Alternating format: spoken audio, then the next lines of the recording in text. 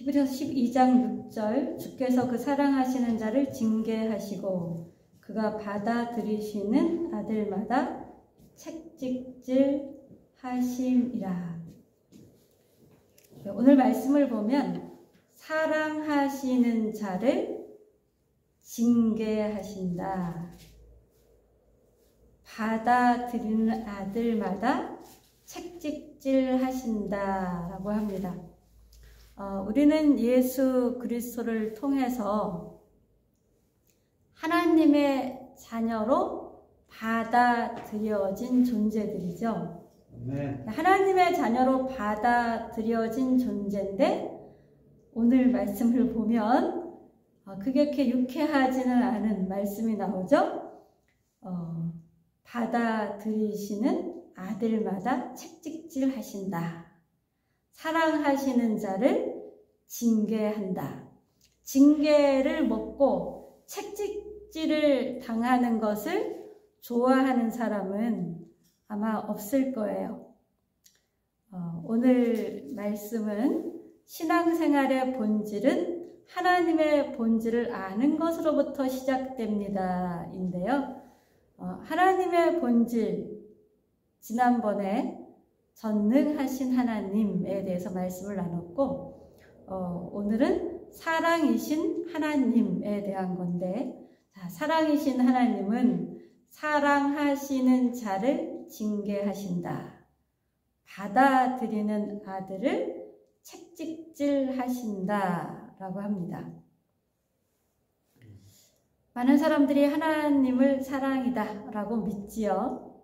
그러나 이 사랑이라는 것 속에는 책찍질 하시는 하나님, 이 하나님에 대한 기대는 전혀 없지요. 징계하시는 하나님, 이거에 대한 개념도 있지 않습니다. 그냥 사랑 그러면 무조건 용납해 주시고 받아들여 주시고 그냥 좋게만 해주시는 것처럼 생각을 하는데, 하나님은 사랑이다 라는 개념 속에는 굉장히 많은 요소들이 들어가 있는데, 이 하나님이 사랑이다 라는 것에는 무엇이 전제되어 있냐 하면 사랑이신 하나님은 의로우신 분이다 라는 게 전제되어 있어요. 그래서 의로우신 사랑이신 하나님, 그 하나님께서 우리에게 행하시는 것들은 부당한 것이 하나도 없다. 왜? 의로우신 하나님이시기 때문에, 그리고 우리를 사랑해서 하시기 때문에 부당한 것은 하나도 없다라는 것이죠. 의로우신 하나님은 사랑하는 대상에게 늘 차선이 아닌 최선으로 사랑하십니다. 이 사랑이 조건 없는 사랑이고 완전한 참 사랑이기도 합니다. 그래서 우리 찬송가에 보면 하나님 사랑은 완전한 참 사랑, 이런 가사가 있죠. 그 완전한 참 사랑에 속해 있는 것에 징계하시는 하나님, 책찍질 하시는 하나님이 들어 있습니다. 죄에 빠진 자들에게 최선을 다해서 사랑하시는 하나님은 진노하시기도 하고 심판하시기도 하고 또 연단의 고통스런 인생의 터널을 허용하시기도 합니다. 이 인생의 깊은 터널을 통과할 때 하나님께서 우리에게 기대하시는 게 뭘까요? 우리의 체질 속에 들어있는 죄라는 찌꺼기,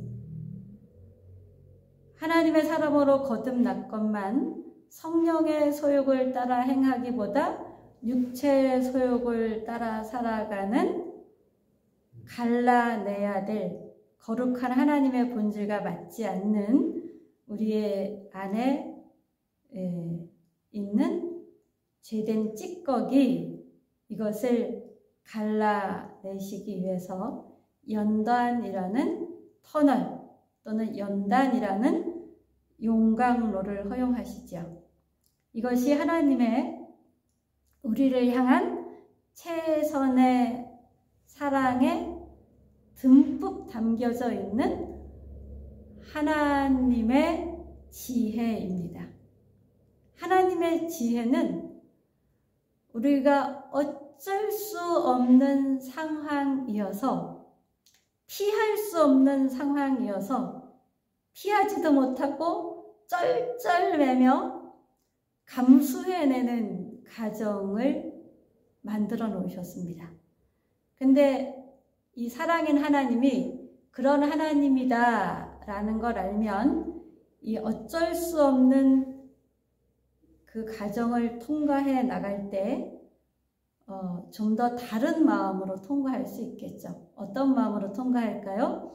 하나님께서 우리를 그리스도와 함께 살리셨고 일으키셨고 하나님 보좌 우편에 앉히셨는데 우리가 그리스도와 함께 이제 막 살아나서 영적으로 새로 태어난 눈으로 우리에게 있는 고통스러운 순간을 보느냐, 아니면 이제 새로 막 태어나가지고 하나님의 손에 이끌림을 받고 성령의 인도하심 속에서 이 영적으로 자라가는 어떤 어린아이의 수준, 또 청소년의 수준, 청년의 수준, 그런 시각에서 고통이라는 터널을 보느냐, 아니면 하나님 보좌 우편에 앉은 완성된 관점에서 그 고통이라는 터널을 보느냐에 따라, 어떤 관점에서 보느냐에 따라 그 고통을 보는 시각과 그것을 대하는 자세가 달라지지요. 그러면서 우리는 점점 성장하여 가고 하나님을 닮아가는 과정을 거치게 됩니다. 우리는 하나님께서 우리를 위해서 하나님의 아들 독생자 예수의 목숨을 주셨다라고 믿습니다. 이 믿음이 정말 내 마음과 영혼에서 나오는 참된 믿음이라면 우리는 이 믿음을 가지고 우리가 당하는 희노애락의 모든 사건들을 십자가라는 안경을 쓰고 볼 수 있게 됩니다. 하나님은 십자가에서 우리를 사랑하시되 차선이 아닌 최선의 방법으로 무조건적인 사랑으로 십자가 사랑을 하셨고, 그 사랑을 통해서 우리를 향한 하나님의 사랑을 확증해 주셨지요. 예수님의 십자가를 통하여 죄로 인해서 죽을 수밖에 없는 우리를 하나님은 어떻게 하셨어요? 그리스도와 함께 살리셨고 새로운 영적인 존재로 일으켜 세우셨고, 그리고 하나님 보좌 우편에 그리스도와 함께 앉히셨습니다. 이것은 굉장히 놀랍고 기이한 하나님이 행하신 사건이지요. 이 놀랍고 기이한 하나님이 행하신 사건, 이 역사를 하나님은 우리가 잘 깨달아 알기를 원하시고, 그래서 이 놀랍고 기이한 사건을 통해서 그 안에 들어있는 하나님 아버지의 우리를 향한 사랑을 우리가 깊이 알고 그 사랑에 하답하는 존재가 되기를 오랜 세월 인내하며 기대하며 기다리고 계십니다. 하나님께서 우리를 창조하신 목적 중에 하나가요, 우리를 사랑하시기 위해서 창조하셨습니다. 그래서 하나님께서는 그 창조 목적을 이루기 위해서 십자가 사랑을 통해 우리에게 찾아오셨습니다. 십자가 사랑을 받아들인 우리는 깊은 하나님과 사랑의 관계를 가질 수 있는 길이 열려진 것이죠. 그래서 이 하나님과 깊은 사랑의 관계를 갖는 그 길로 가다 보면 하나님과 우리는 어떻게 됩니까? 더욱 친밀해지죠. 자, 하나님과 깊이 사귀는 그 길은 무엇일까요? 하나님의 말씀을 읽고 되뇌이고 하나님 말씀을 보고 이렇게 말씀과 친밀하게 지내는 거고, 그 말씀을 묵상하고 되뇌이면서 그 말씀에 따라 나를 이렇게 거울에 비추어 보듯이 말씀에 비추어 보는 것이죠. 그래서 그 말씀과 일치하지 않는 나, 말씀과 어긋나 있는 나를 발견하고 그 나를 어떻게 합니까? 이것은 그리스도와 함께 죽은 나야 라는 것을 인정하며 십자가와 일치하지 않는 나, 하나님과 말씀과 일치하지 않은 나는 가지쳐버리고 십자가와 일치하는 나, 하나님의 말씀과 일치하는 나로 바꿔가는 새로운 가치관과 새로운 선택과 새로운 행동을 하게 되면 이것이 쌓이고 쌓이는 과정 속에서 우리는 나와 함께 하시는 하나님, 임마누엘의 하나님, 또한 준비하신 하나님, 이렇게 하나님을 우리의 삶 속에 경험할 수 있게 됩니다. 신명기 10장을 보면 하나님께서 우리에게 계명과 율례를 주셨는데, 명령과 규례를 주셨는데 이것을 너희의 행복을 위해서 주셨다라고 합니다. 하나님 말씀에 비추어 볼 때, 하나님의 명령이나 규례에 비추어 볼 때 내가 그것에 합당하지 않은 부분이 꽤 있습니다. 근데 합당하지 않은 부분을 제거해 버리는 작업, 그것이 나 혼자 안 돼서 성령님 도와주세요. 또 믿음의 가족인 교회 공동체에게 나 이렇게 살고 싶은데 이게 잘 안 돼요. 기도해 주세요. 도와주세요. 라고 하면서 새로운 선택을 하는 삶을 살아가는 것이죠. 근데 그렇게 살아가다 보면 하나님께서 우리의 행복을 위해서 그것을 지키라 그랬기 때문에 그걸 지키는 길로 가다 보면 풍성한 하나님의 사랑의 세계로 우리가 들어갈 수 있게 됩니다. 근데 명령과 규례를 난 이거 못 지켜 이러면서 벗어나다 보면 그 벗어난 우리의 인생길에는 수없이 많은 폭탄, 수없이 많은 지뢰가 눈에 보이지 않지만 숨겨져 있어서 여기서 뻥 터지고 저기서 뻥 터져서 정말 왜 이렇지? 왜 이렇지? 나는 왜 이럴까? 열심히 교회도 다니고 예배도 드리고 헌금 생활도 하는데 왜 하나님이 나와 함께 하지 않는 것 같고 이 일 저 일이 사건이 벌어지고 이렇게 고통 속에 두나 이런 곤혹스러운 상황을 막다트리게 됩니다.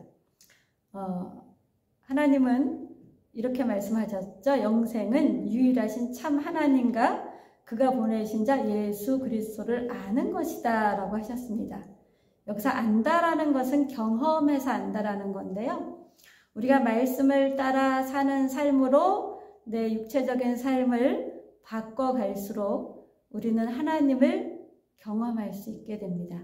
전능하신 하나님, 전지하신 하나님, 사랑이신 하나님, 치료해 주시는 하나님, 승리케 하시는 하나님, 다양한 하나님을 우리가 경험하게 되죠. 이렇게 경험할수록 우리는 하나님을 알게 되죠. 또 하나님을 알게 될수록 우리는 어떻게 되냐 하면 하나님은 알면 알수록 사랑할 수밖에 없는 분이 됩니다.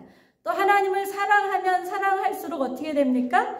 하나님이 이것 해라 라고 했던 것들을 기꺼이 즐겁게 할 수 있는 수준으로 우리가 점점 변화가 되어지게 됩니다. 그래서 야고보서에는 행함이 없는 믿음은 죽은 믿음이다 이렇게 말씀하셨죠. 곧 정말 하나님을 알고 사랑하는 믿음을 갖게 되면 우리는 행함이 따라오는 믿음의 삶을 살게 된다는 것이죠. 하나님께서는 우리의 평생의 삶을 통해서 사랑이신 하나님, 전능하신 하나님을 힘써 아는 지혜로 충만해지길 바라십니다. 이 하나님을 힘써 알아갈수록 우리는 더 주님을 사랑하게 되고 그분 말씀을 더 꿀송이보다 단 말씀으로 기꺼이 더 받아들이게 되고요. 그러면서 우리는 그분의 온갖 풍요로움을 더 많이 경험을 하는데, 그렇게 하나님의 풍요로움을 더 경험을 할수록 우리는 그것으로 무엇을 하느냐? 이웃을 더 사랑하고 이웃에게 더 나눠줄 수 있는 실력을 갖게 됩니다. 아멘. 이런 실력을 갖추는 것, 이것이 사랑이신 하나님께서 우리를 향한 뜻 가운데 하나입니다.